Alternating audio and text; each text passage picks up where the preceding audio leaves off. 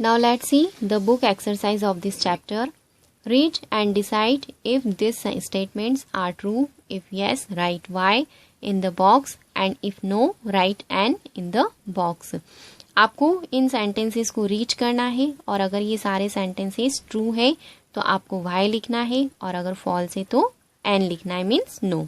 First is Rajat was a caring boy. He helped the puppies. Rajat एक बहुत ही caring boy था, लोग दूसरों का ध्यान रखने वाला बच्चा था.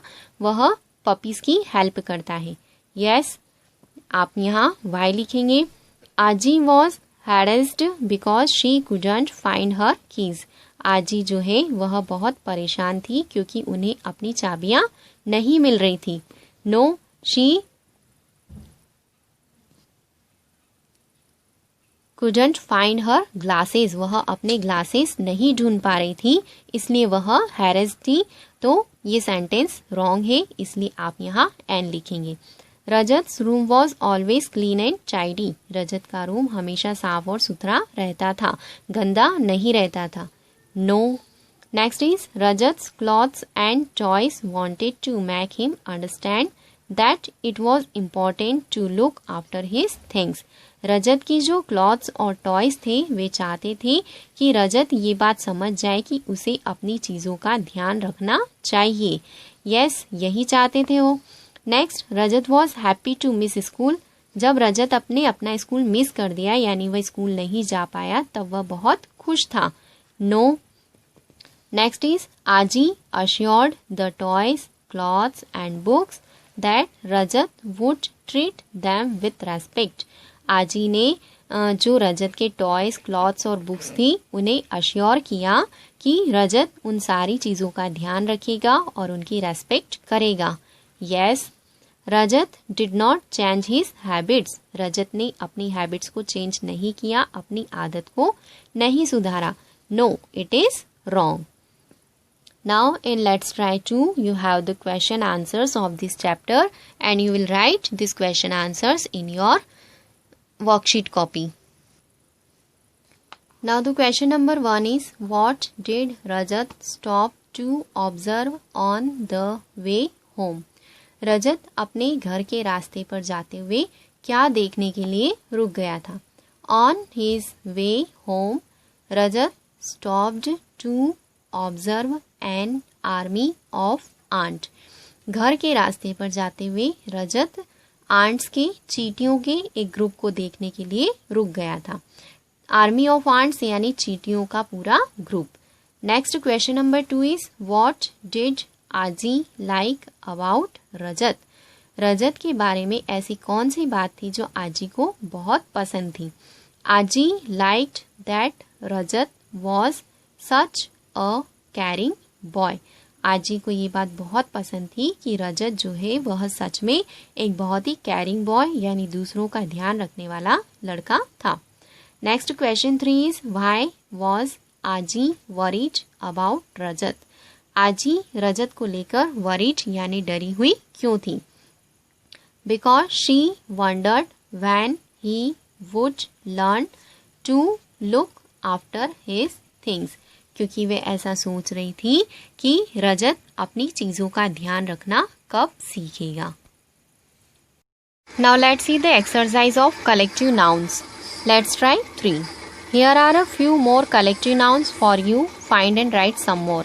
This exercise is given on page number 2929. In this exercise, some collective nouns are given and you have to find some more. आपको कुछ और find out करना है और उनको लिखना है.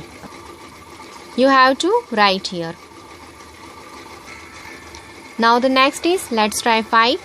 Now that you have read the passage about Raja and Aji, Rajat and Aji, can you match the words to the correct collective nouns? One has been done for you. यहाँ कुछ collective nouns दिए हैं और इनको आपको match करना है. First is an army, a pile, a litter. Look here, a litter of puppies. Like that you have to match. A band, a pair and a pair. Okay? Now the next exercise is my turn 1 from your practice book on page number 12. Fill in the blanks with the correct collective noun. One has been done for you. यहाँ जो blanks दिए हैं उनमें आपको correct collective noun fill करना है with the help of this help box.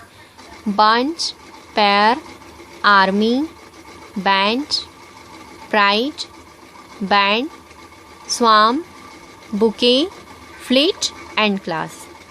Raja observed, Rajat observed the army of ants in the garden.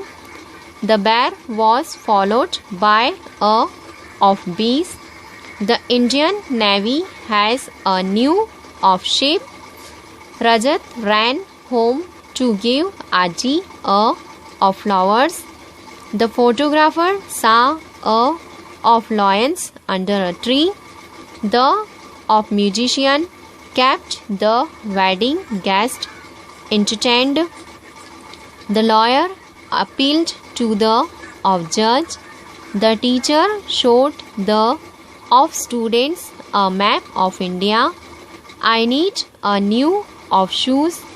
The shopkeeper sold a of grapes to the customers. Now the next is my turn too. Underline the collective nouns in the sentences given below. नीचे जो sentences दिए हैं इनमें आपको collective nouns को underline करना है. Let's see the one. The school has a large library of books. In this sentence, this library of books is the collective noun. So you have to underline it. Next is a pack of dogs was barking all night.